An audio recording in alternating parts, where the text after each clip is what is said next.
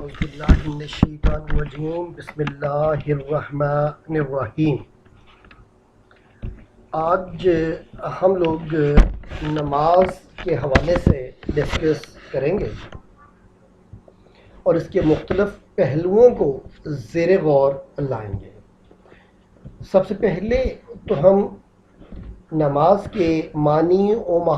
مفہوم کو دیکھتے ہیں۔ جہاں تک اس کے لغوی معنی کا تعلق ہے، نماز فارسی زبان کا لفظ ہے جس کے معنی بندگی، پرستش، عاجزی اور انکساری کے ہیں، جبکہ لسان العرب کے مطابق لفظ صلاۃ کا لغوی معنی دعا و استغفار اور رحمت ہے، جیسے سورہ توبہ کی آیت نمبر 103 میں ارشاد ہوا، اعوذ باللہ من الشیطان الرجیم بسم اللہ الرحمن الرحیم وصلی علیہم ان صلاتک سکن لہم، اور آپ ان کے حق میں دعا فرمائیں، بے شک آپ کی دعا ان کے لیے باعث تسکین ہے۔ جہاں تک نماز کے اصطلاحی مفہوم کا تعلق ہے تو اصطلاح میں نماز اللہ تعالیٰ کی عبادت اور بندگی کرنے کا ایک خاص طریقہ ہے جس کا حکم اللہ تعالیٰ نے قرآن مجید میں دیا اور رسول اللہ صلی اللہ علیہ وآلہ وسلم نے احادیث مبارکہ میں اپنی امت کو سکھایا۔ اس کی ایک اور تعریف کچھ اس طرح کی گئی ہے کہ اصطلاح شریعت میں صلاۃ سے مراد اللہ تعالیٰ کی عبادت اور اس کی بندگی کا وہ پاکیزہ طریقہ ہے جو اللہ تعالیٰ نے رسول اللہ صلی اللہ علیہ وآلہ وسلم کو سکھایا اور حضور نبی کریم صلی اللہ علیہ وآلہ وسلم نے اللہ تعالیٰ کے حکم کے ساتھ اس کے مخصوص افعال کو مخصوص اوقات میں ادا کرنے کی تلقین کی۔ اسے عام الفاظ میں نماز کہتے ہیں۔ دوسرے لفظوں میں رسول اللہ صلی اللہ علیہ وآلہ وسلم نے جس طرح سے اور جن اوقات میں ہمیں نماز پڑھ کر دکھائی اور اس کی تلقین فرمائی، اسے نماز کہا جاتا ہے۔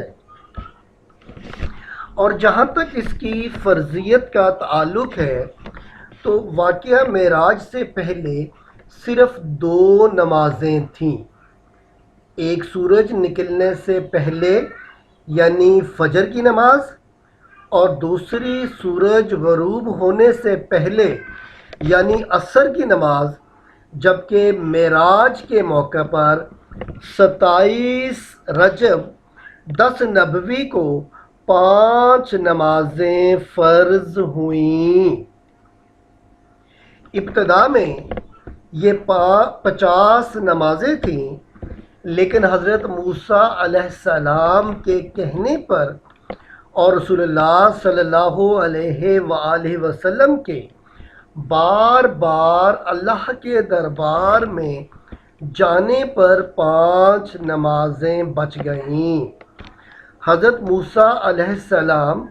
تو مزید اس میں کمی چاہتے تھے، لیکن رسول اللہ صلی اللہ علیہ وآلہ وسلم نے فرمایا کہ مجھے بار بار اللہ کے سامنے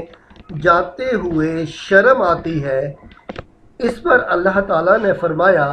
کہ آپ کی امت پڑھے گی 5 نمازیں، لیکن اسے 50 نمازوں کا ثواب ملے گا۔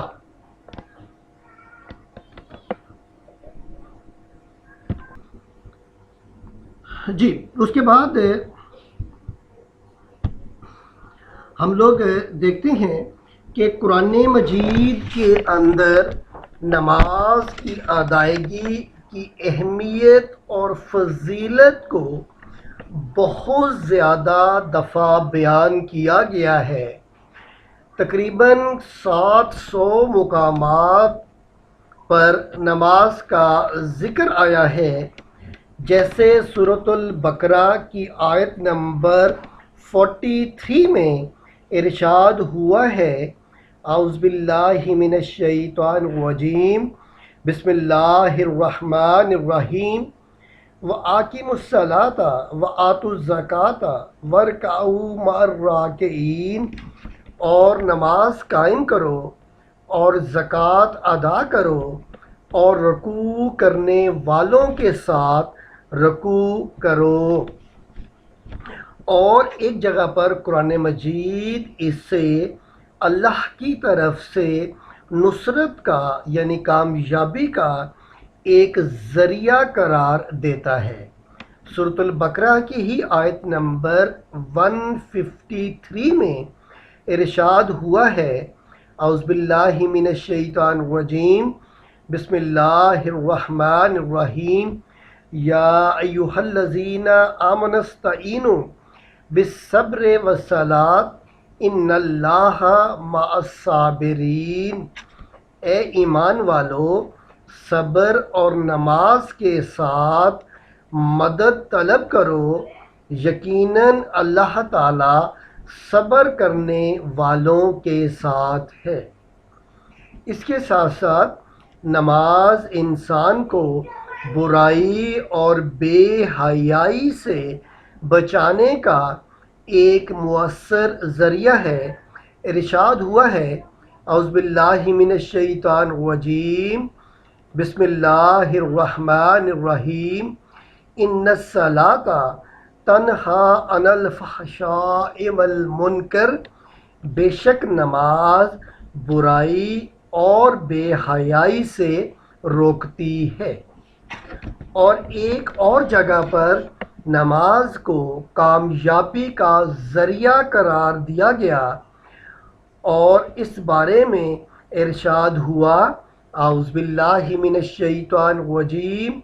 بسم اللہ الرحمن الرحیم، قد افلح المؤمنون الذین هم فی صلاتهم خاشعون، بے شک مومن کامیاب ہو گئے جو اپنی نمازوں میں عاجزی اور انکساری کرتے ہیں۔ مینس کہ نمازوں میں عاجزی انکساری اور اس کی ادائیگی انسان کے لیے دنیا اور آخرت میں کامیابی کا ذریعہ ہے۔ ایک اور جگہ پر نماز کو اللہ تعالیٰ کے قریب ہونے کا ذریعہ قرار دیتے ہوئے ارشاد ہوا ہے، اعوذ باللہ من الشیطان الرجیم، بسم اللہ الرحمن الرحیم، واسجد واقترب، اور سجدہ کیجئے اور اللہ کے قریب ہو جائیے۔ اب اس طرح رسول اللہ صلی اللہ علیہ وآلہ وسلم نے بھی نماز کی اہمیت کو مختلف مواقع پر مختلف انداز سے بیان فرمایا۔ ایک جگہ آپ صلی اللہ علیہ وآلہ وسلم نے نماز کو مغفرت کا باعث قرار دیا اور آپ صلی اللہ علیہ وآلہ وسلم نے فرمایا کہ 5 نمازیں ہیں جن کو اللہ نے اپنے بندوں پر فرض قرار دیا ہے۔ جس نے ان نمازوں کو بہترین وضو کے ساتھ ان کے مقررہ اوقات پر ادا کیا اور ان نمازوں کو رکوع، سجود اور کامل خشوع و خضوع سے ادا کیا، تو ایسے شخص سے اللہ تعالیٰ کا وعدہ ہے کہ اس کی مغفرت فرما دے گا، اور جس نے ایسا نہیں کیا یعنی نماز ہی نہ پڑھی یا نماز کو اچھی طرح نہ پڑھا تو ایسے شخص کے لیے اللہ تعالیٰ کا کوئی وعدہ نہیں ہے، اگر چاہے تو اس کی مغفرت فرما دے اور چاہے تو اس کو عذاب دے۔ یعنی کہ اگر ہم نماز کو اچھے طریقے سے بہترین وضو کے ساتھ خشوع و خضوع سے ادا کرتے ہیں تو اس سے اللہ تعالی ہماری مغفرت فرمائیں گے۔ اس کے ساتھ ساتھ رسول اللہ صلی اللہ علیہ وآلہ وسلم نے نمازیوں کو اللہ کے سائے تلے جگہ دینے کے بارے میں فرمایا ہے۔ آپ نے فرمایا 7 قسم کے آدمی ہیں جن کو اللہ اپنی رحمت کے سایہ میں ایسی دن جگہ عطا فرمائے گا جس دن اس کے سایہ کے سوا کوئی سایہ نہ ہوگا۔ ان 7 لوگوں میں سے ایک وہ شخص بھی ہے جس کا دل مسجد سے اٹکا ہوا ہے، یعنی وہ وقت پر نماز ادا کرتا ہے۔ رسول اللہ صلی اللہ علیہ وآلہ وسلم نے نماز کو اپنی آنکھوں کی ٹھنڈک بھی قرار دیا۔ حضرت انس رضی اللہ تعالیٰ عنہ بن مالک سے روایت ہے کہ رسول اللہ صلی اللہ علیہ وآلہ وسلم نے ارشاد فرمایا، میری آنکھوں کی ٹھنڈک نماز میں رکھی گئی ہے۔ اب ہم دیکھتے ہیں کہ نماز انسان کی عملی زندگی میں کیا اثرات مرتب کرتی ہے۔ تو ہم سب سے پہلے اس کے انفرادی فوائد کو دیکھیں گے۔ تو اس میں سب سے پہلے ہمیں یہ نظر آتا ہے کہ جب انسان اللہ کے لیے عبادت کرتا ہے، نماز ادا کرتا ہے، تو اسے اللہ تعالیٰ کا قرب حاصل ہوتا ہے۔ حدیث میں ہے کہ انس بن مالک قال النبی صلی اللہ علیہ وآلہ وسلم ان احدکم اذا صلی یناجی ربہ، کہ حضرت انس بن مالک رضی اللہ تعالی عنہ سے روایت ہے کہ رسول اللہ صلی اللہ علیہ وآلہ وسلم نے فرمایا کہ جب تم میں سے کوئی نماز پڑھتا ہے تو گویا وہ اپنے رب سے چپکے بات کرتا ہے۔ تو انسان چپکے بات اس سے کرتا ہے جو اس کے قریب ہو، دور والے آدمی سے تو انسان چلا کر یا اونچی آواز میں بات کرتا ہے۔ اس کے ساتھ ساتھ نماز ادا کرنے سے انسان کو جسمانی و روحانی پاکیزگی بھی ملتی ہے۔ جی تو ہم بات کر رہے تھے کہ نماز کے ذریعے جسمانی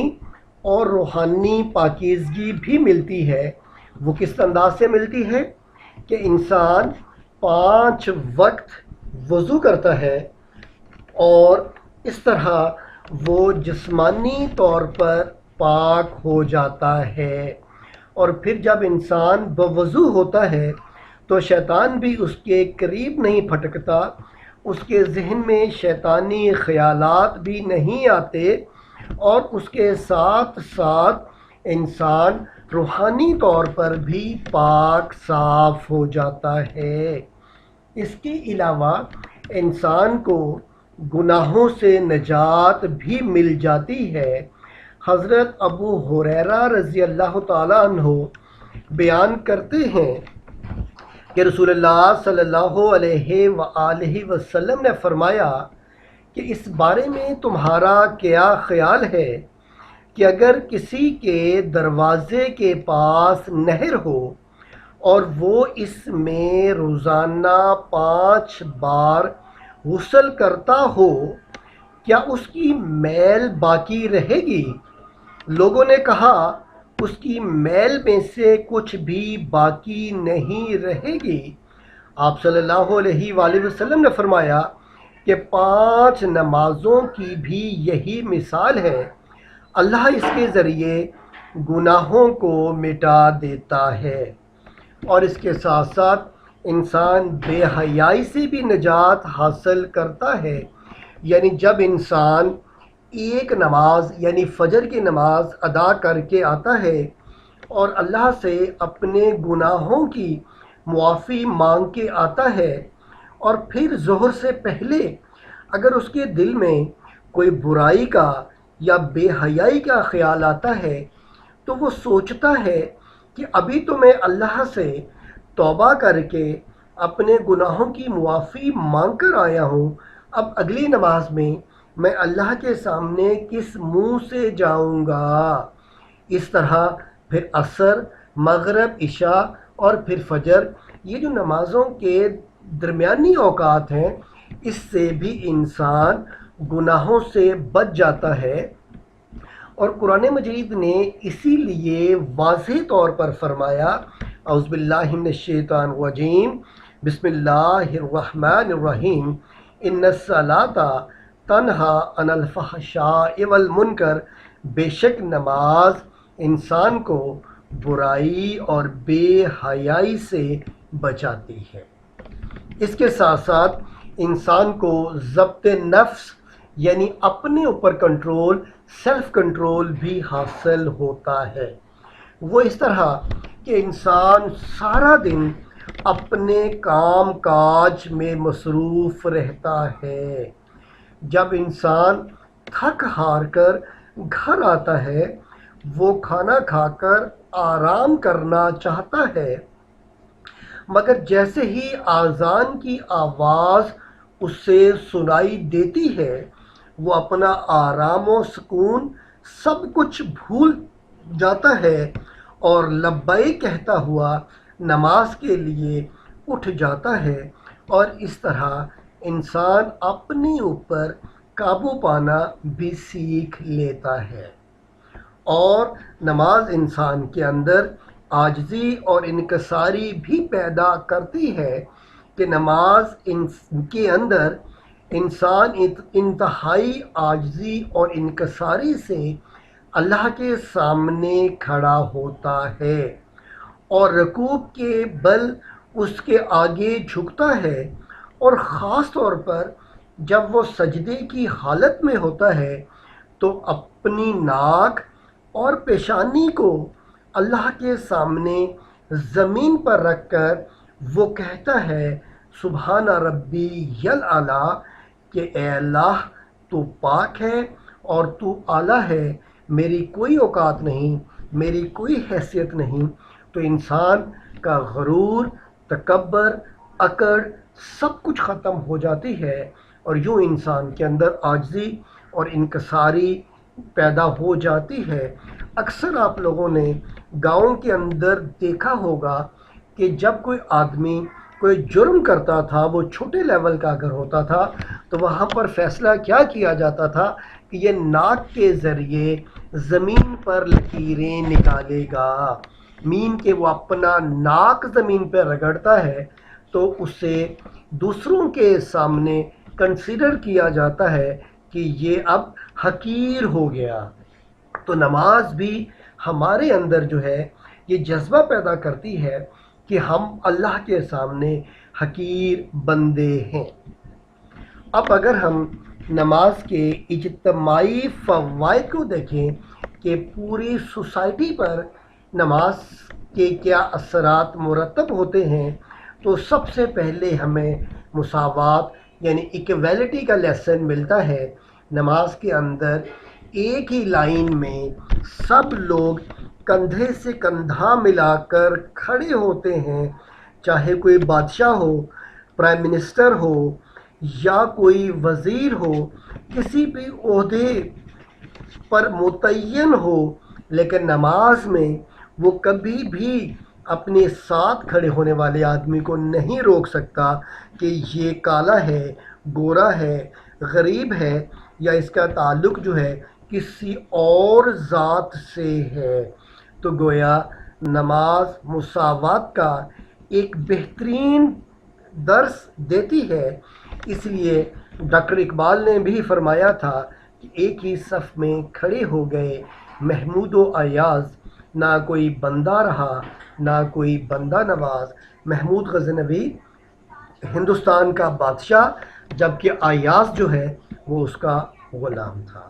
اس طرح جب سب لوگ ایک ہی صف میں ایک ہی جگہ پر کٹھے ہوتے ہیں تو اس سے ان میں اتحاد اور یکجہتی کی فضا بھی پیدا ہو جاتی ہے۔ جب لوگ 5 وقت میں مسجد کے اندر باجماعت نماز کے لیے اکٹھے ہوتے ہیں تو وہ ایک دوسرے کے مسائل کو سنتے ہیں اور انہیں سولو کرنے کی کوشش بھی کرتے ہیں۔ اس کے علاوہ نماز تمام لوگوں کو اطاعت امیر بھی سکھاتی ہے کہ انسان ایک امام کے پیچھے کھڑا ہو کر نماز ادا کرتا ہے اور وہ یہ نہیں دیکھتا کہ امام جو نماز پڑھا رہا ہے اس کا سٹیٹس، اس کا مقام، اس کا خاندان کیا ہے، بلکہ وہ امام کی پیروی کرے گا۔ اگر کسی نے امام سے پہلے کوئی عمل کر لیا تو اس کی نماز فاسد ہو جائے گی۔ تو اس طرح نماز جو ہے وہ ہمیں اپنے لیڈرز کو اوبے کرنے کی ٹریننگ بھی دیتی ہے۔ اس کے ساتھ ساتھ یہ پابندی وقت بھی سکھاتی ہے، چونکہ نمازوں کے اوقات متعین ہے اور یہ ہو نہیں سکتا کوئی آدمی صبح 9 بجے اٹھے اور کہے جی ہم نے فجر کی نماز ادا کرنی ہے، ایسا نہیں ہو سکتا۔ تو جب انسان 5 وقت کی نمازیں وقت کے پابندی کے ساتھ ادا کرتا ہے تو اس کی زندگی میں بھی وقت کی پابندی آ جاتی ہے۔ اب ہم ذرا تھوڑا سا اس سے ہٹ کے کوئی میڈیکل پوائنٹ آف ویو سے دیکھتے ہیں کہ ہمیں ان کے میڈیکلی بینیفٹس کیا ملتے ہیں۔ تو میں سب سے پہلے وضو کے حوالے سے بات کروں گا، کیونکہ وضو جو ہے وہ نماز کا انٹیگرل پارٹ ہے اور ہم 5 وقت ادا کرتے ہیں۔ تو ہمیں میڈیکلی اس کے بینیفٹ کیا ملتے ہیں؟ تو سب سے پہلے جب ہم ہاتھ دھوتے ہیں تو ہم ہر وقت جو ہے وہ یا تو گھر سے باہر رہتے ہیں یا اپنے ہاتھوں کے ذریعے مختلف کام کاج کرتے رہتے ہیں، جس سے ہمارے ہاتھوں پر جراثیم، گندگی یا کوڑا کرکٹ لگتا رہتا ہے۔ اگر یہ لگا رہے سارا دن، اگر ہم اس کو صاف نہ کریں تو ہمارے ہاتھوں جو ہیں اس کے اوپر دانے نکل سکتے ہیں یا اس قسم کے اور مسائل پیدا ہو سکتے ہیں، الرجی پیدا ہو سکتی ہے۔ جب ہم دن میں 5 بار ہاتھ دھوتے ہیں تو جراثیم کا خاتمہ ہو جاتا ہے۔ اس کے علاوہ ہمارے نیل سے انویزیبل ریز نکلتی ہیں جب ہاتھ گیلا ہوتا ہے، اور جب ہم ہاتھوں کو ایک دوسرے کے ساتھ گھما رہے ہوتے ہیں تو اس طرح ان پازیٹیو اور نیگیٹو جو ہے ریز کی وجہ سے ہمارے ہاتھوں کو طاقت بھی مل رہی ہوتی ہے۔ اس طرح جب ہم کلی کرتے ہیں تو ہمارے منہ کے اندر جو جراثیم آتے ہیں وہ سارے کے سارے باہر نکل جاتے ہیں اور یوں ہمارا جو پیٹ ہے وہ خراب نہیں ہوتا۔ اس طرح ناک کے ذریعے بھی جب ہم ناک کو صاف کرتے ہیں، پانی اس کے اندر ڈالتے ہیں تو اس سے بھی جراثیم ختم ہو جاتے ہیں اور ناک کی مختلف بیماریوں سے ہم نجات حاصل کر لیتے ہیں۔ اور اس طرح اگر منہ مسلسل نہ دھویا جائے تو منہ پہ الرجی ہو جائے، دانے نکل آئیں گے، پمپل نکل آتے ہیں۔ اگر منہ کو صحیح طرح سے دن میں 5 دفعہ دھویا جائے تو ہم اس قسم کی الرجی اور پمپل وغیرہ سے بچ سکتے ہیں۔ اس طرح جب بازو کو دھویا جاتا ہے تو ہمارے جو بازو ہے، جو کوہنی ہے، وہاں سے 3 قسم کی وینز نکلتی ہیں جو ہمارے دل، جگر اور دماغ کو جاتی ہیں۔ اور اگر مسلسل ہمارے بازو جو ہے وہ خشک رہیں، اور سردیوں میں خاص طور پر چونکہ ہم جو ہے وہ سلیو والی شرٹس پہن رہے ہوتے ہیں تو خشک رہنے کا خطرہ زیادہ رہتا ہے، تو اس سے ہمارے یہ تینوں جو پارٹس ہیں ان کو نقصان پہنچتا ہے. اس لیے میڈیکل سائنس یا ڈاکٹرز یہ کہتے ہیں کہ دن میں 4 سے 5 دفعہ کوہنی جو ہے اس کے اندر کی سائڈ پہ پانی لگاتے رہنا چاہیے تاکہ ہمارے ان تینوں پارٹس کو قوت ملتی رہے. اور وضو کے ذریعے ہم دن میں 5 دفعہ دن میں ایسا کر رہے ہوتے ہیں. اس طرح جب ہم مسح کر رہے ہوتے ہیں تو مسح کے ذریعے بھی انسان پاگل پن کے دوروں سے بچ جاتا ہے. ایک بک کے مطابق میں اس کو پڑھ رہا تھا تو حکیم صاحب بتا رہے تھے کہ وہ کسی فارن یعنی کسی جگہ پر موجود تھے اور وہاں پر وضو کر رہے تھے تو ایک آدمی بڑے غور سے اسے دیکھ رہا تھا. مسح کرنے کے بعد جب اس نے اسے پوچھا وضو کر لیا کہ تم کہاں سے ہو، اس نے بتایا کہ میرا تعلق پاکستان سے ہے. تو اس نے اگلا کوشچن بڑا عجیب و غریب کیا کہ بتاؤ کہ پاکستان میں پاگل خانے کتنے ہیں. اس نے کہا ہو سکتا ہے کہ کوئی 2-3 پاگل خانے وہاں پر موجود ہوں. تو اس نے پھر بتایا کہ میں یہاں ایک پاگل خانے میں ڈاکٹر ہوں. میں بڑے لمبے عرصے سے یہ ریسرچ کر رہا تھا کہ انسان پر پاگل پن کے دورے کیوں پڑتے ہیں. تو میں نے یہ نتیجہ نکالا کہ انسان کی گردن، بالوں کے نیچے گردن کے بیک پہ ایک بہت باریک سی وین ہے جو دماغ کو ٹچ کرتی ہے. کہتے ہیں کہ اگر اس کو بہت لمبے عرصے تک خشک رکھا جائے، بال لمبے رہیں اور اس کو ٹچ نہ کیا جائے پانی وغیرہ، تو انسان وقت گزرنے کے ساتھ ساتھ پاگل پن کے دوروں کا شکار ہو سکتا ہے. تو میں نے اس کا علاج یہ دریافت کیا کہ دن میں 4-5 دفعہ اس جگہ کو گیلا کر لیا جائے. تو آج جب میں تمہیں دیکھ رہا تھا کہ تم یہ کر رہے ہو تو مجھے حیرت ہو رہی تھی کہ یہ ریسرچ تو میں نے کی ہے اور تم اس پر عمل کر رہے ہو. اس نے کہا کہ یہ رسول اللہ صلی اللہ علیہ وآلہ وسلم نے تو ہمیں 1450 سال پہلے وضو کرنے کا یہ طریقہ بتایا. اس نے کہا کہ اسی لیے پھر تمہیں نہیں معلوم کہ تمہارے علاقے میں کتنے پاگل خانے ہیں. اس طرح جب ہم پاؤں کو دھوتے ہیں اور چھوٹی انگلی کے ساتھ جب ہم انگلیوں کے درمیان خلال کرتے ہیں تو اس سے انسان جو ہے وہ شوگر جو ہے اس سے بھی بچ جاتا ہے. تو گویا شوگر کا علاج بھی جو ہے وہ وضو کے اندر آ جاتا ہے. اب ہم نماز کے حوالے سے دیکھتے ہیں کہ نماز کے میڈیکل فوائد کیا ہیں. دیکھیے، جس وقت ہم اللہ اکبر کہنے کے لیے ہاتھ بلند کرتے ہیں تو ہمارے ہاتھوں میں سے ریز نکل کر ہمارے کانوں کے ذریعے ہمارے دماغ کے اندر چلی جاتی ہے. اور آپ سب جانتے ہیں کہ دماغ کے 3 پارٹس ہیں. ایک پارٹ وہ جو ہم کر رہے ہوتے ہیں، دوسرا پارٹ وہ جو دوسرے حصے میں سٹور ہوتا ہے،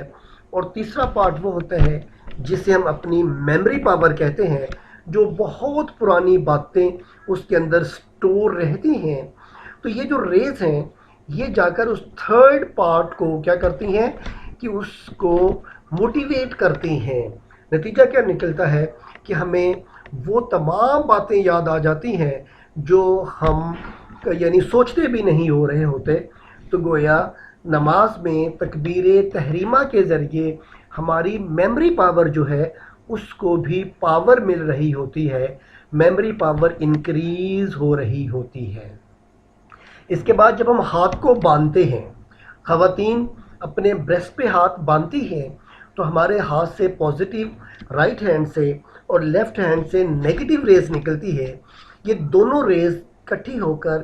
ویمن کے بریسٹ میں انٹر ہوتی ہیں اور جس کی وجہ سے وہ بریسٹ کینسر سے بچ جاتے ہیں. اور میل چونکہ ناف کے اوپر ہاتھ باندھ رہے ہوتے ہیں، اور جو ناف ہے اسے آپ ایک جنریٹر کے طور پر کہہ سکتے ہیں کہ یہ جب انسان یہاں پہ ہاتھ رکھتے ہیں تو انسان کے نچلے حصے کو جو ہے وہ بہت زیادہ پاور اور قوت اور انرجی ملتی ہے. اس طرح جب ہم رکوع میں جاتے ہیں اور رکوع میں بالکل پراپر طریقے سے رکوع کرتے ہیں، 90 کے اینگل میں جھکتے ہیں اور کندھے میں اور گھٹنے میں تھوڑی سی کھچاؤ اگر محسوس ہوگا تو اس کے ذریعے جو ہے وہ ہمارے جو جوڑوں کا درد ہے، پٹھوں کا درد ہے، اس کو آرام ملتا ہے۔ اور اس طرح اگر آرام کے ساتھ ہم قیام کے لیے اٹھتے ہیں اور اس طرح جب آرام سے سجدے کی طرف جا رہے ہوتے ہیں تو یہ چیزیں بھی کمر اور جوڑوں کے درد سے بچاؤ کا ذریعہ ہے۔ اور جب ہم سجدہ کرتے ہیں تو اگر کبھی تجربہ کر کے دیکھیں کہ سجدے میں سبحان ربی الاعلیٰ آپ لوگ 11 13 یا 15 دفعہ پڑھ کے دیکھیں تو آپ کو اپنے چہرے پر دباؤ محسوس ہوگا، کیونکہ ہم سارا دن سیدھے بیٹھے رہتے ہیں، چلتے رہتے ہیں، تو خون کا جو پریشر ہے وہ چہرے کی طرف پراپر طریقے سے نہیں پہنچ سکتا۔ جب سجدے میں جاتے ہیں تو پراپر طریقے سے وہ چہرے پر جو ہے وہ خون کا دباؤ جاتا ہے، جس سے چہرے پر خوبصورتی آتی ہے اور چہرہ جو ہے وہ پمپل اور دوسری قسم کی الرجی سے بچ جاتا ہے، نظر جو ہے وہ بہتر ہوتی ہے۔ بلکہ امریکہ کے اندر جو ہے ان کی لیڈی بیوٹی کونسل کی، اس نے یہاں تک کہا کہ اگر مسلمان خواتین کو یہ پتہ چل جائے کہ لمبے سجدے سے ان کے چہرے پر کتنی خوبصورتی آتی ہے تو وہ سجدے سے سر نہ اٹھائیں، یا دوسری جگہ پر یہ ہے کہ وہ کبھی دوبارہ میک اپ ہی نہ کریں بلکہ اپنے سجدوں کو لمبا کر دیں۔ اس کے بعد جب ہم قعدہ میں بیٹھتے ہیں تو ہماری جو انگلیاں اور جو ہاتھ جو ہیں، جی تو ہم بات کر رہے تھے کہ قعدہ کے اندر کیونکہ ہم جو اپنا ہاتھ بالکل سیدھا جو ہے وہ پٹھوں پر رکھتے ہیں، تو جب ہاتھ کو سیدھا رکھا جائے گا، ورنہ روٹین کے اندر اگر آپ دیکھیں ہماری انگلیاں جو ہیں وہ آگے کی طرف جھکی ہوتی ہیں، کبھی ہم ہاتھ کو کیا کہہ سکتے ہیں کہ موڑ کے اندر رکھتے ہیں انگلیوں کو،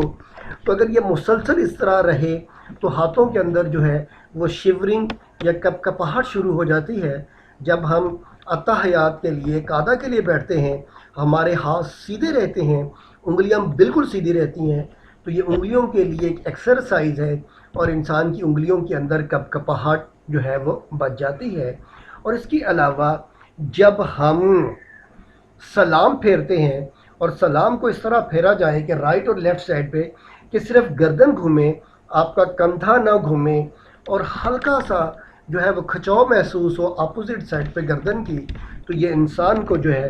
وہ ہارٹ اٹیک سے بچاتا ہے۔ اور کبھی کبھی ایسا ہوتا ہے کہ انسان جب صبح اٹھتا ہے تو اس کے گردن کے پٹھوں میں وہ اپنا بل پڑ جاتا ہے اور اس کے لیے دیکھنا مشکل ہو جاتا ہے۔ اگر وہ 5 نمازیں پوری کر لے تو گارنٹی ہے کہ اس کی گردن کا بل جو ہے وہ ختم ہو جاتا ہے۔ ایک طبرانی معجم الاوسط کے اندر ایک روایت ملتی ہے جس میں یہ کہا ہے کہ عذیب و طعامک بے ذکر اللہ والصلاۃ، اپنی خوراک کو اللہ کی یاد اور نماز کی ادائیگی سے حل کرو۔ یعنی جو کیلسٹرول وغیرہ جو ہے یہ بھی جب ہم نماز کے لیے اٹھتے ہیں، بیٹھتے ہیں، سجدہ کرتے ہیں، قیام کرتے ہیں، تو اس طرح ہم جو ہے وہ کیلسٹرول جو ہے اس کو بھی کنٹرول کر لیتے ہیں۔ اب ہم تھوڑا سا یہ دیکھتے ہیں کہ یہ جو نمازوں کے مختلف اوقات کیوں رکھے گئے ہیں، فجر، ظہر، عصر، مغرب، عشاء، اور ان کے درمیان گیپ ہے، تو اگر ہم ان کے میڈیکل فوائد دیکھیں تو جدید سائنٹیفک ریسرچ کے مطابق وہ چربی جو شریانوں کے اندر جم جاتی ہے اور آہستہ آہستہ ہماری وینز کو تنگ کر دیتی ہے، جس کا نتیجہ کیا نکلتا ہے کہ انسان کو بلڈ پریشر، دل کے امراض اور فالج جیسی جو بیماریاں ہیں وہ اس کا شکار ہو جاتا ہے۔ عام طور پر انسانی بدن کے اندر جو کیلسٹرول کی مقدار ہے وہ 150 سے 250 ملی گرام کے درمیان ہوتی ہے۔ کھانا کھانے کے بعد ہمارے خون میں اس کی مقدار اچانک بڑھ جاتی ہے۔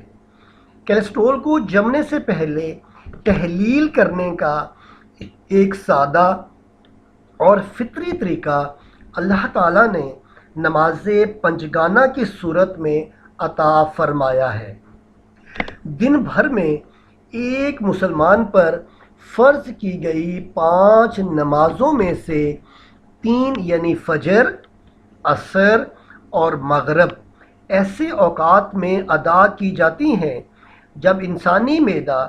عام طور پر خالی ہوتا ہے۔ چنانچہ ان نمازوں کی رکعات کم رکھی گئی ہیں۔ نماز ظہر اور عشاء عام طور پر کھانے کے بعد ادا کی جاتی ہیں، اس لیے ان کی رکعتیں بترتیب 12 اور 17 رکھی گئی ہیں تاکہ کولیسٹرول کی زیادہ مقدار جو ہے اس کو حل کیا جائے، اور اس طرح رمضان المبارک میں افطار کے بعد عام طور پر کھانے اور مشروبات کی نسبتاً زیادہ مقدار کے استعمال کی وجہ سے بدن میں کولیسٹرول کی مقدار عام دنوں سے غیر معمولی حد تک بڑھ جاتی ہیں۔ اس لیے عشاء کی 17 رکعات کے ساتھ ساتھ 20 رکعات نماز تراویح بھی رکھی گئی ہیں۔ اور آپ دیکھیں کہ اگر یہ 20 تراویح نہ ہوتی رمضان میں اور صرف 17 رکعات ہوتی تو ہمارے لیے پاسبل بھی نہ ہوتا کہ ہم اگلے دن سحری کھا لیتے، کیونکہ افطاری کرنے کے بعد انسان جو ہے وہ بہت زیادہ کھا پی لیتا ہے، اور عام طور پر گھی سے بنی ہوئی چیزیں اور چٹپٹی چیزیں کھا رہا ہوتا ہے، اور ایکسرسائز کا ٹائم نہیں ملتا، تو اس کا نتیجہ کیا نکلتا ہے کہ اگر وہ ایسا کام نہیں کرے گا، کھانا اس کا ہضم نہیں ہوگا تو وہ سحری نہیں کھا سکے گا۔ اگر تراویح سے پہلے انسان کھانا کھا لے، جتنا بھی کھا لے، تو جب وہ تراویح پڑھ کے فارغ ہوتا ہے تو انسان جو ہے اس کا سب کھانا ہضم ہو چکا ہوتا ہے، اور صبح اس کے لیے سحری کھانے میں آسانی ہو جاتی ہے۔ اللہ تعالی ہم سب کو ہمت دے کہ ہم 5 وقت کی نماز کو باقاعدگی کے ساتھ اور با جماعت طریقے سے ادا کر سکیں، تاکہ ہم دنیا کے اندر بھی کامیابی حاصل کر لیں، آخرت میں بھی کامیابی مل جائے، اس کے ساتھ ساتھ ہمیں میڈیکل بینیفٹس بھی مل جائیں۔ جزاکم اللہ خیرا کثیرا۔